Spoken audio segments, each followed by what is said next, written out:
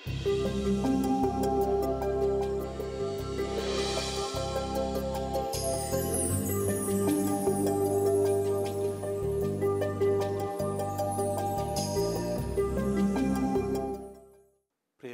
എല്ലാ ശാലോം പ്രേക്ഷകർക്കും ഒരിക്കൽ കൂടി ഹൃദ്യമായ സ്വാഗതം ഈ ഒരു എപ്പിസോഡിലേക്ക്.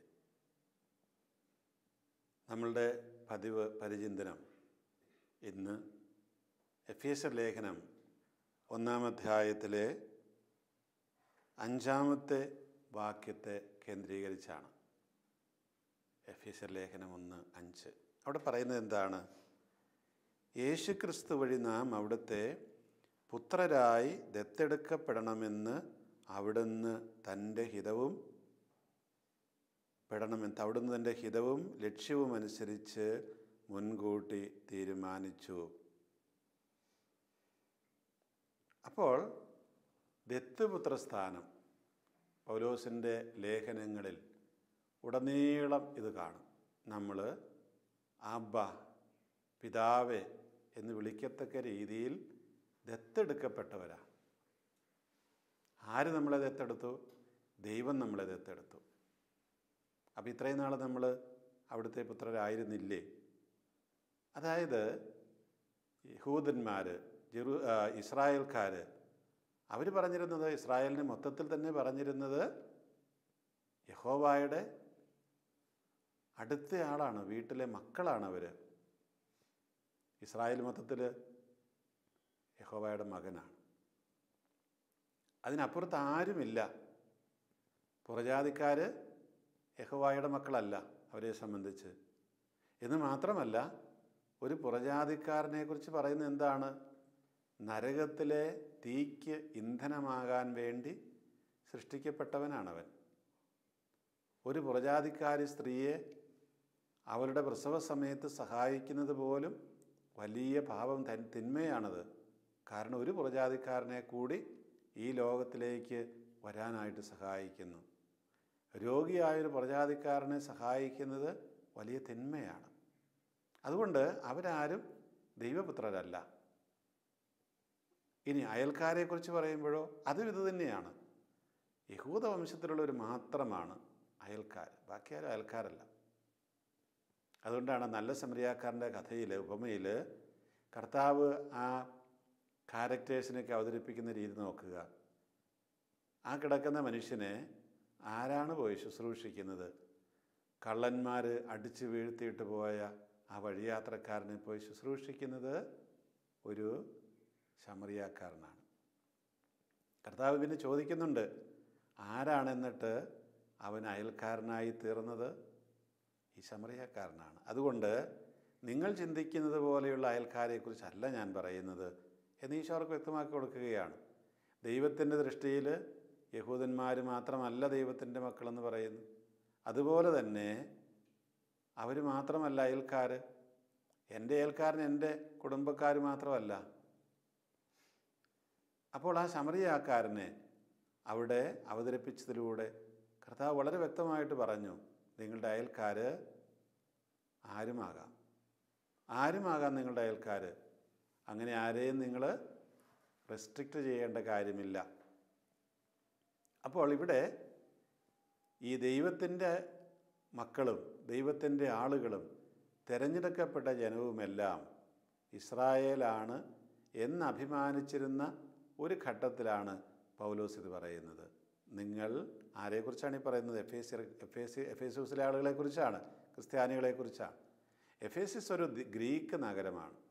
അവിടെയുള്ളതെല്ലാം ഗ്രീക്കുകാരാണ്, ഇസ്രായേൽക്കാരുമുണ്ട്. എങ്കിൽ പോലും ആ ഗ്രീക്കുകാർ ഇപ്രകാരം ദത്തെടുക്കപ്പെട്ടവരാണ് എന്ന് പറഞ്ഞാൽ അതിന് വലിയ അർത്ഥവ്യാപ്തിയുണ്ട്. നമ്മളിന്നൊരു കുടുംബത്തിൽ ഒരു കുട്ടിയെ ദത്തെടുക്കുന്നത് പോലെയല്ല. അതിനപ്പുറത്ത് ഒരുപാട് അർത്ഥവ്യാപ്തിയും പ്രത്യാഘാതങ്ങളും ഒക്കെയുള്ള പരിണത ഫലങ്ങളുമെല്ലാമുള്ള ഒരു നിയമാനുസൃത പ്രവൃത്തിയായിരുന്നു അന്നത്തെ ലോകത്തിൽ ദത്തെടുക്കുക എന്ന് പറഞ്ഞാൽ. റോമൻ നിയമത്തിലുള്ളതാണത് ദത്തെടുക്കൽ. ആ നിയമം അനുസരിച്ച് മുതിർന്നയാളെയോ കുട്ടിയോ ഒക്കെ ദത്തെടുക്കാൻ പറ്റും. അപ്പോൾ ഒരു കുടുംബത്തിലേക്ക് ഒരാളെ ദത്തെടുത്ത് കൊണ്ടുവരുമ്പം അയാളൊരു മുതിർന്ന മനുഷ്യനാണെന്ന് കരുതുക, ഒരു ബിസിനസ് നടത്തിക്കൊണ്ടിരുന്ന ആളാണ്. അപ്പോൾ അയാൾക്ക് ബിസിനസ് പൊളിഞ്ഞു, വലിയ നഷ്ടം വന്ന് ഒരുപാട് കടം കയറി. അവസാനം ഇയാളെ ഒരു കുടുംബത്തിലേക്ക് ദത്തെടുക്കുകയാണ്. ഈ ദത്തെടുക്കാനായിട്ട് വലിയ നിയമത്തിൻ്റെ വലിയ ചട്ടവട്ടങ്ങളുണ്ട്. അതായത് ഈ എടുക്കുന്നയാളും കൊടുക്കുന്നയാളും എല്ലാം വരുന്നു. ഒരു പ്രാവശ്യം വാങ്ങിച്ചു, തിരിച്ചു കൊടുത്തു, വീണ്ടും വാങ്ങിച്ചു, തിരിച്ചു കൊടുത്തു. ഇങ്ങനെയൊക്കെ പല പ്രക്രിയകളുണ്ട് അതിനകത്ത്, ചടങ്ങുകളുണ്ട്. അല്ല, ഫോർമാലിറ്റിയാണ് അതിൻ്റെ. ആ ഫോർമാലിറ്റി എല്ലാം പാലിച്ചെങ്കിൽ മാത്രമേ സാധിക്കുകയുള്ളൂ. നമ്മളാണെങ്കിലും ചോദിക്കാമല്ലോ, കല്യാണത്തിന് കഴിക്കാൻ വരുമ്പോൾ സമ്മതമില്ല അവിടെ വരികയെന്ന് നമുക്കറിയാമല്ലോ. എന്നാൽ പോലും കാർമ്മികൻ വളരെ സോളമായിട്ട് ആഘോഷമായിട്ട് വധുവിനോടും വരനോടും ചോദിക്കും, ഈ നിൽക്കുന്ന ഇന്നയാളെ കല്യാണം കഴിക്കാൻ തിരുസഭയുടെ നിയമവും ചട്ടങ്ങളും അനുസരിച്ച് നിനക്ക് സമ്മതമാണോ? ആണ് എന്ന് പറയണം. അതതിൻ്റെ ഫോർമാലിറ്റിയാണ്. കാര്യം ശരിയാ, അവർ സമ്മതിച്ചിട്ടൊക്കെ വന്നിരിക്കുന്നത്. ഇതുപോലെ തന്നെയാണ് കോടതിയിൽ നമ്മൾ സാക്ഷി പറയാൻ പോവുകയാണെങ്കിൽ, അല്ലെങ്കിൽ അവിടെ വിസ്താരത്തിന് പോവുകയാണെങ്കിൽ ഉടനെ തന്നെ സാക്ഷി കൂട്ടി കയറി നിൽക്കുമ്പോൾ ചോദിക്കും, പറഞ്ഞു തരും, എന്താണ് വിശുദ്ധ വചനം അല്ലെങ്കിൽ ബൈബിൾ തൊട്ട് ഞാൻ സത്യം ചെയ്യുന്നു, ചോദിക്കുന്ന എല്ലാ കാര്യത്തിലും സത്യസന്ധമായ മറുപടി പറയൂ എന്ന്. അതൊരു ഫോർമാലിറ്റിയാണ്. സത്യം പറയുക എന്നുള്ളത് വേറെ പ്രശ്നം. പക്ഷേ എങ്കിലും ആ ഫോർമാലിറ്റി പാലിക്കപ്പെട്ടിരിക്കണം. അതുപോലെ തന്നെ പലപ്പോഴും രജിസ്റ്റർ ഓഫീസുകളിൽ സാക്ഷികൾ വേണം പല രജിസ്റ്ററും ചെയ്യുന്നതിന്, അല്ലെങ്കിൽ ഒരു രേഖ രജിസ്റ്റർ ചെയ്യുന്നതിന്. ആ സാക്ഷികൾ അതൊന്നും കണ്ടിട്ടുണ്ടാവുകയൊന്നുമില്ല, പക്ഷേ ഫോർമാലിറ്റിയുടെ ഭാഗമായിട്ട് അവർ ചെയ്യും. ചുരുക്കത്തിൽ ഈ ദത്തെടുക്കുമ്പോൾ ഇങ്ങനെ ഒരുപാട് ഫോർമാലിറ്റികളുണ്ട്. അതെല്ലാം തീർന്ന ശേഷം മാത്രമാണ് ആ പുതിയ കുടുംബത്തിലേക്ക് ഈ വ്യക്തി കടന്നു വരുന്നത്. ഒരു വ്യക്തി ഒരു പുതിയ കുടുംബത്തിലേക്ക് ഇപ്രകാരം കടന്നു വരുമ്പോൾ അയാളുടെ പൂർവ്വജീവിതം, ഭൂതകാലത്തിന് എന്ത് സംഭവിക്കുന്നു, അത് നമ്മൾ മനസ്സിലാക്കിയെങ്കിലേ പൗലോസ് പറയുന്നതിൻ്റെ അർത്ഥം മനസ്സിലാവുള്ളൂ. റോമൻ നിയമം അനുസരിച്ച് പാത്ര ഫമീലിയാസ്, അത് ആണ് പാത്ര ഫമീലിയാസ് എന്ന് പറഞ്ഞാൽ the father of the family, കുടുംബത്തിൻ്റെ നാഥൻ അപ്പൻ. അപ്പനാണ് അവിടുത്തെ എല്ലാ അധികാരവും. അവിടെ മക്കൾക്ക് ഒരധികാരവുമില്ല, ഒരവകാശവുമില്ല. മക്കളെ കൊല്ലാൻ ഏൽപ്പിച്ചു കൊടുക്കാനോ ജയിലിലിടിക്കാനോ ഒക്കെ ഈ അപ്പന് അധികാരമുണ്ട്. അതൊന്നും ആരും ചോദ്യം ചെയ്യില്ല, കാരണം അത് റോമൻ നിയമമാണ്. അതുപോലെ തന്നെ ഇവർക്ക് വേണ്ടിയിട്ട് എല്ലാം ചെയ്തു കൊടുക്കുന്നത് അപ്പൻ തന്നെയാണ്. എല്ലാ വരുമാനം അപ്പൻ്റെ കയ്യിലേക്കാണ് വരിക. പക്ഷേ അതോടൊപ്പം തന്നെ ഒന്നുകൂടി സംഭവിക്കുന്നുണ്ട്. ഈ ദത്ത് വരുന്ന ആ വ്യക്തിക്ക് പൂർവ്വജീവിതത്തിൽ ഭൂതകാലത്തിൽ വരുന്ന കുടുംബത്തിൽ കുറേയധികം കടങ്ങളുണ്ട് എന്ന് കരുതുക. അതാണ് ഞാൻ മുമ്പേ പറഞ്ഞത്. ഒരു ബിസിനസ്സുകാരനാണെങ്കിൽ അയാൾക്ക് കുറേ കടം വന്നു. ഈ കടത്തിന് എന്ത് സംഭവിക്കുന്നു? ആ കടം ഇല്ലാതാകും. അയാൾക്ക് പിന്നെ ഒരു ഉത്തരവാദിത്വവും ഇല്ല കടം വീട്ടാനായിട്ട്. പുതിയ കുടുംബത്തിലേക്ക് ദത്തെടുക്കുന്നതോട് കൂടിയിട്ട് അയാളുടെ എല്ലാ അവകാശ അധികാരങ്ങളും ഇല്ലാതായി, അതുപോലെ കടമകളും ഇല്ലാതായി. പുതിയ പാത്ര ഫമിലിയാസിൻ്റെ ഉത്തരവാദിത്തത്തിന് കീഴിലായി മാറുന്നു. ഒരു പക്ഷേ ഈ മനുഷ്യൻ ഭൂതകാലത്തിൽ വേറൊരു കുടുംബത്തിലെ പാത്ര ഫമിലിയാസ് ആയിരുന്നിരിക്കാം. എങ്കിൽ പോലും അയാൾക്ക് പുതിയ കുടുംബത്തിലേക്ക് ദത്തെടുക്കപ്പെടാൻ സാധിക്കും. അങ്ങനെ വരുമ്പോൾ അയാൾ അവിടെ ഉണ്ടാക്കി വെച്ച സകല കടങ്ങളും അയാളുടേതല്ലാതായി മാറുന്നു. അതിൽ നിന്നെല്ലാം അയാൾ മോചിപ്പിച്ചു പുതിയൊരു കുടുംബത്തിലെ യാതൊരുവിധ കടങ്ങളൊന്നുമില്ലാത്ത ഒരു മകളായി മാറും. ഇതാണ് ആ നിയമം. പൗലോസ്ലീഹ ഈ നിയമത്തെക്കുറിച്ച് മനസ്സിൽ ചിന്തിച്ചുകൊണ്ടാണ് ഇത് എഴുതുന്നത്. നമ്മളെ ദൈവം തിരഞ്ഞെടുത്തിരിക്കുന്ന എന്തിനാണ്? അവിടുന്ന് നമ്മളെ പുത്രരായി ദത്തെടുക്കുകയാണ്. എല്ലാ അവകാശാധികാരങ്ങളും തരുന്നു. ധൂർത്തപുത്രൻ്റെ കഥ നിങ്ങൾക്കറിയാം. അവിടെ ഈ ധൂർത്തപുത്രൻ വരുമ്പോൾ അവൻ എന്താ ചിന്തിച്ചുകൊണ്ട് വരുന്നത്? ഞാൻ ദൈവത്തിനെതിരായും സ്വർഗത്തിനെതിരായും എൻ്റെ പിതാവിനെതിരായും പാപം ചെയ്തു, അതുകൊണ്ട് ഞാൻ പോയിട്ട് അതിനെല്ലാം മാപ്പപേക്ഷിക്കും. ഇനി എനിക്കൊരു മകനായിട്ട് ജീവിക്കാൻ താല്പര്യമൊന്നുമില്ല, സാധിക്കില്ല എനിക്കത്, എൻ്റെ അപ്പനത് തരാൻ പോകുന്നില്ല. അതുകൊണ്ട് എന്ത് ചെയ്യും? ഞാൻ അവിടെ ചെന്ന് ഇങ്ങനെ പറയാം, അപ്പാ ഞാനിങ്ങനെയൊക്കെ പാപം ചെയ്തതുകൊണ്ട് നിൻ്റെ മകനാകാൻ യോഗ്യതയില്ല, എനിക്കതുകൊണ്ട് എന്ത് വേണം? എന്നെ ഒരു പണിക്കാരനായിട്ട് ഒരു അടിമയായിട്ട് കൂട്ടിയാൽ മതി, ഞാനിവിടെ കഴിഞ്ഞോളാം. എനിക്ക് എൻ്റെ അപ്പൻ്റെ സാമീപ്യം മതി, വേറെ ഒന്നും ആവശ്യമില്ല. ഭക്ഷണമൊക്കെ കിട്ടണം, വസ്ത്രം കിട്ടണം, താമസസ്ഥലം കിട്ടണം, അത്രയേ ഉള്ളൂ, വേറെ യാതൊരു ഡിമാൻഡും ഇല്ല. അങ്ങനെ പറഞ്ഞുകൊണ്ട് ഓർത്തുകൊണ്ട് വരുമ്പോൾ അവൻ അപ്പം കൊടുക്കുന്നത് എന്താണ്? അപ്പം കൊടുക്കുന്നത് പുത്രൻ്റെ സ്ഥാനം തന്നെയാണ്. പ്രതീകാത്മകമായിട്ട് അതെല്ലാം കൊടുക്കുന്നുണ്ട്. അവൻ കയറി വരുമ്പോൾ അപ്പൻ കെട്ടിപ്പിടിച്ച് ഉമ്മ വെച്ചു. ഒരു അടിമ ഒരിക്കലും ഒരു മാസ്റ്റർ യജമാനൻ ഉമ്മ വയ്ക്കുകയല്ല. അടിമ എപ്പോഴും യജമാൻ്റെ കാല് കഴുകേണ്ടവനാണ്. ഇവിടെ ആ എല്ലാവരുടെയും കൂടെ ഇങ്ങനെ നടന്നെല്ലാം നശിപ്പിച്ചവൻ തിരിച്ചു വന്നപ്പോൾ ആ പിതാവ് കെട്ടിപ്പിടിച്ച് ഉമ്മ വെച്ചു, അവനെ തൻ്റെ മകനായി സ്വീകരിച്ചു. ഒന്നും പറഞ്ഞില്ല, പക്ഷേ അതിൻ്റെ സൂചന അതാണ്. അതുപോലെ തന്നെ അവന് നല്ല വസ്ത്രം കൊടുത്തു, പട്ടുവസ്ത്രങ്ങൾ, ചെമന്ന പട്ടുവസ്ത്രങ്ങൾ. അത് രാജകീയ വസ്ത്രമാണ്. രാജാവിന് മാത്രമേ, ചക്രവർത്തിക്ക് മാത്രമേ, അല്ല ചക്രവർത്തിയുടെ കുടുംബാംഗങ്ങൾക്ക് ചുമന്ന വസ്ത്രം അണിയാനായിട്ട് അവകാശമുള്ളൂ. നമുക്കറിയാമല്ലോ, നമ്മുടെ കേരളത്തിലൊരു നിയമമുണ്ട്. അതെന്താണ്? തേക്കും ഈട്ടിയൊന്നും വെട്ടാൻ പാടില്ല. ഞാൻ പലപ്പോഴും ഓർത്തിട്ടുണ്ട്, ഈ തേക്കും ഈട്ടി എന്താ വെട്ടാൻ പാടില്ലാത്ത? എല്ലാ മരം പോലെ അതൊരു മരമല്ലേ? ഇനി അത് വെട്ടിയാൽ പോലും 4 വേറെ വെച്ച് പിടിപ്പിച്ചാൽ പോരെ? അല്ല. പിന്നീട് ഞാനത് പഠിച്ചു വന്നപ്പോഴാണ് എനിക്ക് മനസ്സിലായത് അത് രാജകീയ മരമാണ്. രാജാക്കന്മാരുടെ ഭരണകാലത്ത് രാജകീയ മരമായിട്ട് ഇതിനെ രണ്ടിനെയും പ്രഖ്യാപിച്ചിരുന്നു. അതായത് രാജാവിൻ്റെ കൊട്ടാരം പണിയുന്നത് തേക്കും ഈട്ടി ഉപയോഗിച്ചാണ്. അതുകൊണ്ട് ആ മരം ഉപയോഗിച്ച് വേറെ ആരും പണിയാൻ പാടില്ല. അത്രേ അതിൻ്റെ കാര്യമുള്ളൂ, വേറൊന്നുമില്ല. അല്ലാതെ ആ മരത്തിൻ്റെ വില നോക്കിയിട്ട്, വില തീർച്ചയായിട്ടും ഉണ്ട്, നല്ല മരങ്ങളാണ്, പക്ഷെ അതല്ല ഇതിൻ്റെ കാരണം. അപ്പോൾ രാജകീയ മരമായതുകൊണ്ട് അതിനെ വെട്ടാൻ പാടില്ലെന്ന് പറഞ്ഞു. ജനാധിപത്യമായിട്ട് നമ്മളിപ്പോഴും പറയുന്നു അതിനൊന്നും വെട്ടാൻ പാടില്ല. ഇപ്പോഴും ഈട്ടിയും തേക്കും നമുക്ക് വെട്ടാൻ പാടില്ലല്ലോ, പ്രത്യേക അനുവാദമൊന്നും കൂടാതെ. ഞാൻ പറഞ്ഞു വന്നതല്ല, അതായത് ഈ ചുമന്ന വസ്ത്രം, പട്ടുവസ്ത്രം രാജകീയ വസ്ത്രമാണ്. അതങ്ങനെ ആക്കിയിരിക്കുകയാണ്, അതെല്ലാവർക്കും ധരിക്കാനായിട്ട് അവകാശമില്ല. അപ്പോൾ രാജകീയ വസ്ത്രം കൊടുത്തു എന്ന് പറഞ്ഞാൽ തൻ്റെ എല്ലാ അധികാരങ്ങളും കൊടുക്കുകയാണ് ഈ മകന്. അവൻ്റെ ഭൂതകാലം എല്ലാം മായ്ച്ചു കളയുകയാണ്. പിന്നെ അവന് മോതിരം കൊടുത്തു. മോതിരം എന്ന് പറയുന്നത് എന്താണ്? അത് ഇതുപോലെ തന്നെയാണ്, അധികാരത്തിൻ്റെ ചിഹ്നമാണ്. ആ കാലഘട്ടങ്ങളിൽ, ആദ്യകാലങ്ങളിലൊക്കെ രാജാക്കന്മാർ സ്വന്തം മോതിരം, മുദ്രാമോതിരമാണത്. ഈ മുദ്രാമോതിരം ഇട്ടുകൊണ്ടാണ് അവർ നടക്കുന്നത്, എപ്പോഴും മുദ്ര വെക്കാനായിട്ട്, അല്ലെങ്കിൽ അതാരും മോഷ്ടിച്ചു കൊണ്ടുപോകാതിരിക്കാനായിട്ട് കയ്യിലിട്ടുകൊണ്ട് നടക്കും. അങ്ങനെ ഈ മുദ്രാമോതിരം മകന് കൊടുക്കുമ്പോൾ അതിനർത്ഥം, നീ ഇനി എനിക്ക് വേണ്ടിയിട്ട് ഈ മുദ്ര വെച്ച് രേഖകൾ കൊടുക്കാൻ അധികാരമുള്ളവനാണ്. വീണ്ടും കാളക്കുട്ടിയെ കൊന്ന് സദ്യ ഒരുക്കുകയാണ്. താളമേളങ്ങളൊക്കെ ഉണ്ട്. ഒരടിമയ്ക്ക് വേണ്ടി ഒരിക്കലും സദ്യ ഒരുക്കിയല്ല യജമാനൻ, കാരണം അവന് അവകാശമൊന്നുമില്ല. അതുകൊണ്ട് തന്നെ ഇതെല്ലാം കണ്ടു നിന്ന, അല്ലെ അത് അറിഞ്ഞുകൊണ്ട് കയറി വരുന്ന മൂത്ത മകൻ, അവൻ എന്തുകൊണ്ടാണ് ഇങ്ങനെയൊക്കെ ആയിത്തീർന്നത്? അവനവിടെ ദേഷ്യപ്പെട്ടതിൻ്റെ കാരണം എത്രയേ ഉള്ളൂ, തന്നെ പോലെ തന്നെ ഒരുത്തനാക്കി ഇവനെ വീണ്ടും സ്വീകരിച്ചു. അതാണ് അതിൻ്റെ കാര്യം. അപ്പോൾ തന്നെ പോലെ തന്നെ സ്വീകരിക്കാനായിട്ട് എങ്ങനെ കഴിയും? ഈ അപ്പനിത് ശരിയല്ല ചെയ്തത്. അപ്പന് തന്നെ ഒരു ബോധമില്ലേ? ഞാൻ ഇത്രയും കാലം അധ്വാനിച്ചിട്ട് ഞാനൊരു തിന്മയും ചെയ്തിട്ടില്ല, അതുകൊണ്ട് ഞാനിപ്പോഴും മകൻ തന്നെയാണ്. പക്ഷെ ഇവനെല്ലാം നശിപ്പിച്ചു, പക്ഷെ അവനെല്ലാം തിരിച്ചു കൊടുത്തു, യാതൊരു പരിഹാരവും ചെയ്യിക്കാതെ. ഇതാണ് ദൈവത്തിൻ്റെ നീതി എന്ന് പറയുന്നത്. പശ്ചാത്തപിച്ച് കഴിഞ്ഞാൽ പിന്നെ ദൈവത്തിൻ്റെ നീതി അതാണ്. ഇവിടെ നമ്മൾ പറയുമ്പോൾ ഒരു കാര്യം ഓർക്കണം, ഇങ്ങനെയൊക്കെ ആണെങ്കിലും നമ്മളൊരു കുറ്റം ചെയ്തിട്ട് സർക്കാർ നമ്മളെ ശിക്ഷിക്കരുത്, ഞങ്ങൾ പശ്ചാത്തപിച്ചെന്ന് പറഞ്ഞിട്ട് കാര്യമില്ല. കാരണം അത് കുറ്റം നിലനിൽക്കും, ശിക്ഷിക്കപ്പെടുകയും ചെയ്യും. പക്ഷേ ഈ ക്രിസ്തുവിൽ നമ്മൾ ദത്തെടുക്കപ്പെട്ടു എന്ന് പറയുന്ന അർത്ഥത്തെക്കുറിച്ചായി പറഞ്ഞു വരുന്നത്. അവിടെ നമ്മൾ ആദത്തിൻ്റെയും ഹവ്വായുടെയും സന്തതികളെന്ന നിലയ്ക്ക് നമ്മൾ തെറ്റ് ചെയ്തു. നമ്മൾ തെറ്റ് ചെയ്ത് ദൈവത്തിൽ നിന്ന് അകന്നുപോയി. പക്ഷേ ആ അകൽച്ചയൊന്നും ദൈവം പരിഗണിക്കുന്നില്ല. പകരം എല്ലാം നമുക്ക് തിരികെ തരികയാണ്. എല്ലാം തിരികെ തരികയാണ്. ആദവും ഹവ്വായും നമുക്കറിയാം, ഞാനിവിടെ പല പ്രാവശ്യത്തിലൂടെ പറഞ്ഞിട്ടുള്ളതാണ്. അവർ ദൈവത്തിൻ്റെ തെറ്റും ശരിയും തീരുമാനിക്കാനുള്ള അധികാരത്തെ കവർന്നെടുക്കുകയാണ് ചെയ്തത്. ആ പഴം തിന്നതിലൂടെ തെറ്റും ശരിയും തിരിച്ചറിയാനുള്ള അറിവിൻ്റെ പഴം അത് തിന്നതിലൂടെ ദൈവത്തിൻ്റെ അധികാരം പിടിച്ചു പറിച്ചു എന്നാണ് പറയുന്നത്. ദൈവം ഞങ്ങൾക്ക് വേണ്ടി ഒന്നും തീരുമാനിക്കേണ്ട കാര്യമില്ല, അത് ഞങ്ങൾ തീരുമാനിക്കും. അപ്പോൾ അത്രയും ധാർഷ്ട്യത്തോടു കൂടി പറഞ്ഞു പോയ ആ മനുഷ്യനെ പോലും രക്ഷിക്കുവാനായിട്ട് ദൈവം തിരുമനസ്സായി.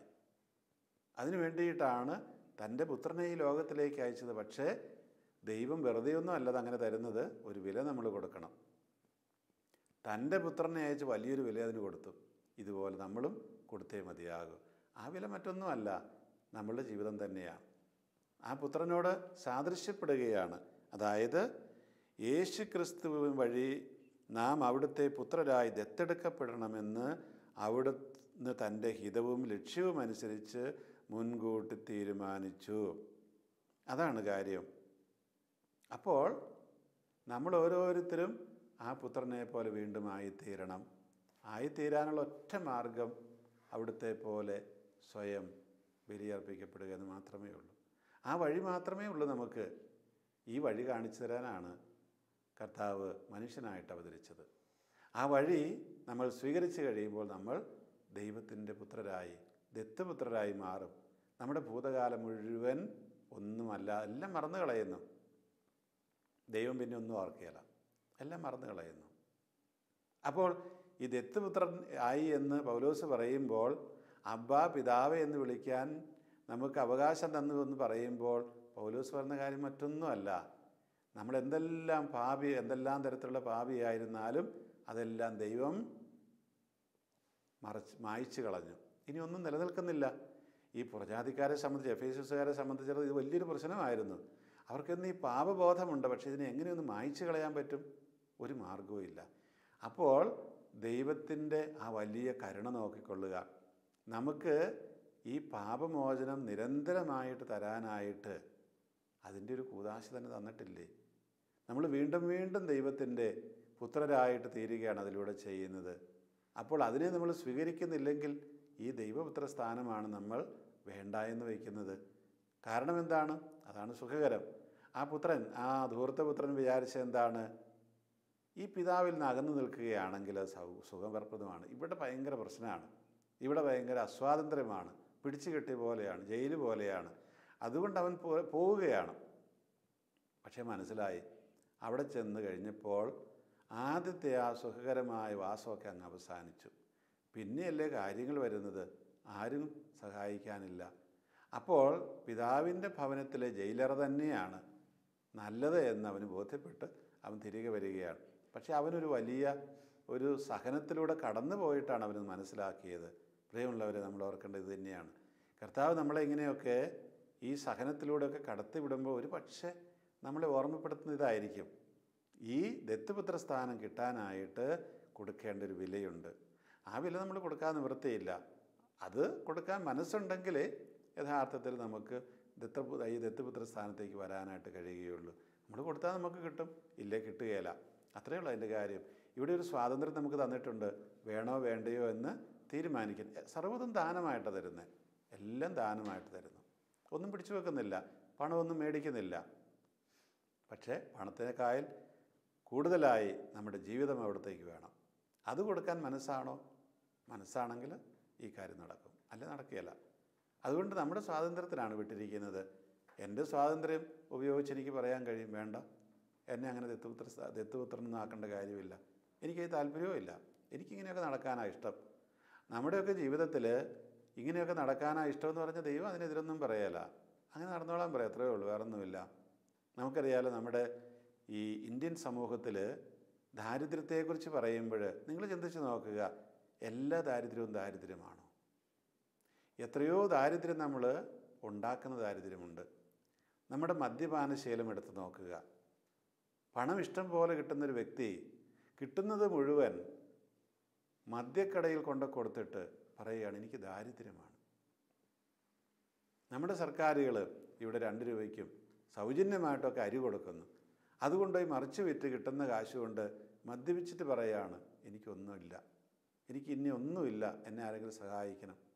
ഈ പണമെല്ലാം ഇങ്ങനെ നശിപ്പിച്ചിട്ട് പറയുകയാണ്, എനിക്ക് വീടില്ല, വീട് വേണം. അല്ലെങ്കിൽ പറയുകയാണ്, എൻ്റെ പിള്ളേരെ പള്ളിക്കൂടത്ത് വിടാനായിട്ട് എനിക്ക് നിവൃത്തിയില്ല, രോഗം വരുമ്പോൾ ചികിത്സിക്കാൻ പണമില്ല, അല്ലെങ്കിൽ എൻ്റെ പെൺകുട്ടിയെ കെട്ടിക്കാൻ കാശില്ല. എന്തുകൊണ്ടാണ് ഇങ്ങനെയൊക്കെ വരുന്നത്? നമ്മളുണ്ടാക്കുന്നതല്ലേ.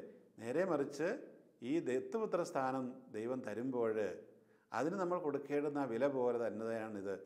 ഈ ദത്തുപുത്ര സ്ഥാനം കിട്ടണമെങ്കിൽ നമ്മുടെ ജീവിതം തന്നെ അവിടത്തേക്ക് കൊടുക്കണം. അത് കൊടുക്കാതെ പറ്റില്ല. അത് കൊടുക്കുകയാണെങ്കിൽ തീർച്ചയായിട്ടും വീണ്ടും നമുക്ക് ആ പുത്രസ്ഥാനം അനുഭവിക്കാനായിട്ട് കഴിയും.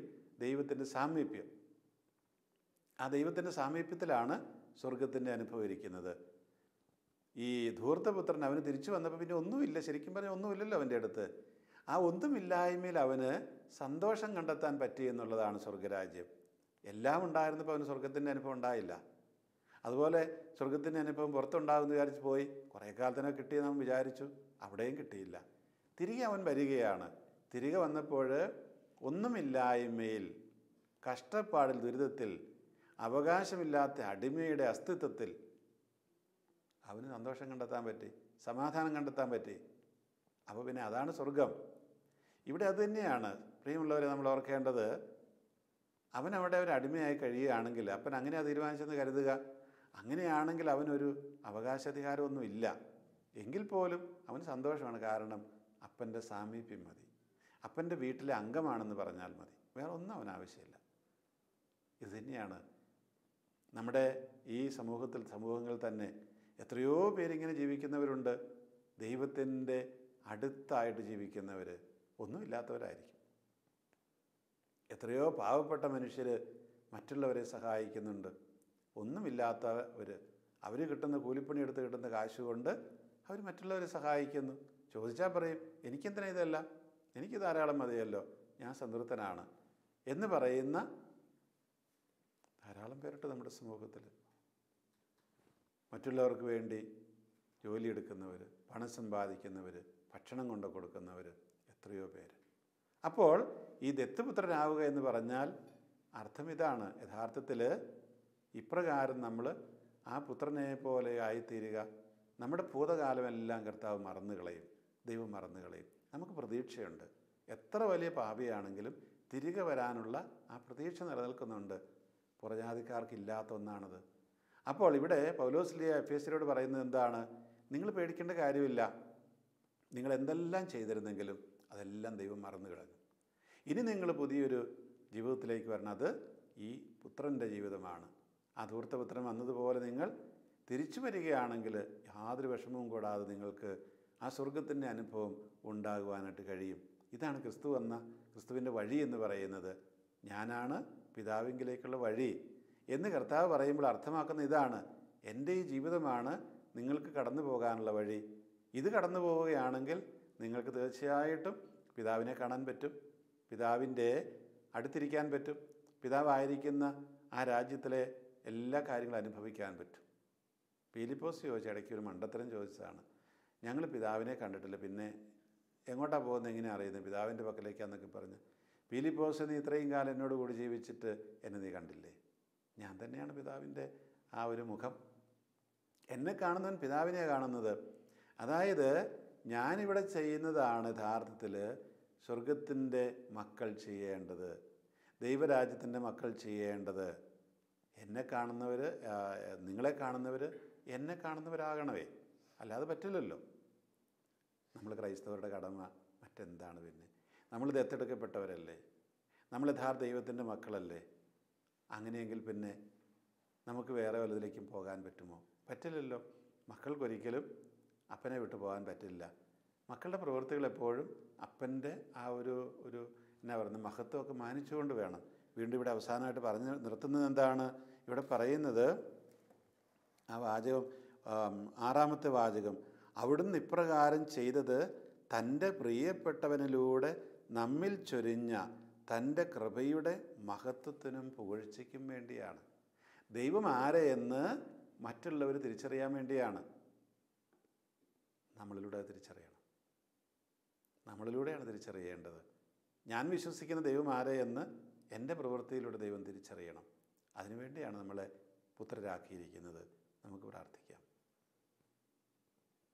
കാരുണ്യവാനായ പിതാവേ, നിൻ്റെ പുത്രനെ ഞങ്ങൾക്ക് ഈ ലോകത്തിലേക്ക് അയച്ചു തന്നുകൊണ്ട് ഒരു മാർഗം ഞങ്ങൾക്ക് പറഞ്ഞു തന്നുവല്ലോ. ഞങ്ങളുടെ ഭൂതകാലം മുഴുവൻ മറന്ന് വീണ്ടും ഞങ്ങളെ പുത്രരാക്കിയല്ലോ. ജ്ഞാനസ്നാനം എന്ന കൂദാശയിലൂടെ ഞങ്ങളുടെ ആദ്യ മാതാപിതാക്കന്മാരിലൂടെ ഞങ്ങൾ സ്വായത്തമാക്കി ഞങ്ങളിലേക്ക് കടന്നു വന്ന പാപത്തെ മുഴുവൻ ഇല്ലായ്മ ചെയ്ത് കുമ്പസാരം എന്ന കൂദാശയിലൂടെ നിരന്തരമായിട്ട് ഞങ്ങളുടെ പാപങ്ങളെ ഇല്ലായ്മ ചെയ്ത് നീ ഞങ്ങളെ ഓരോ ദിവസവും നിൻ്റെ ദത്തുപുത്രരാക്കി മാറ്റുന്നുവല്ലോ. ഞങ്ങളുടെ ഭൂതകാലം മുഴുവൻ മറന്നുകൊണ്ട് ഞങ്ങൾക്ക് വേണ്ടി എല്ലാം ചെയ്തു തരുന്ന ധൂർത്തപുത്രൻ്റെ അപ്പനെ പോലെ നീ എല്ലാം ചെയ്തു തരുന്നുവല്ലോ. ഒരിക്കലും ഞങ്ങളുടെ പാപങ്ങളെക്കുറിച്ച് ഇനിയും നിങ്ങൾ വിഷമിക്കേണ്ട ആവശ്യമില്ല എന്ന് ഞങ്ങളോട് പറയുന്നുവല്ലോ. കർത്താവേ, ഞങ്ങളുടെ എല്ലാവിധത്തിലുള്ള അത്തരത്തിലുള്ള ചിന്തകളെയും പ്രത്യാശയില്ലായ്മയും പരിഹരിച്ച് ഈ ലോകത്തിൽ നിൻ്റെ പ്രതിനിധികളാകുവാൻ, നിൻ്റെ മുഖങ്ങളാകുവാൻ, നിൻ്റെ ദത്തുപുത്രരായി മറ്റുള്ളവർക്ക് തോന്നത്തക്കതും ജീവിക്കുവാനുള്ള കൃപ നൽകണമെന്ന് പ്രാർത്ഥിക്കുന്നു.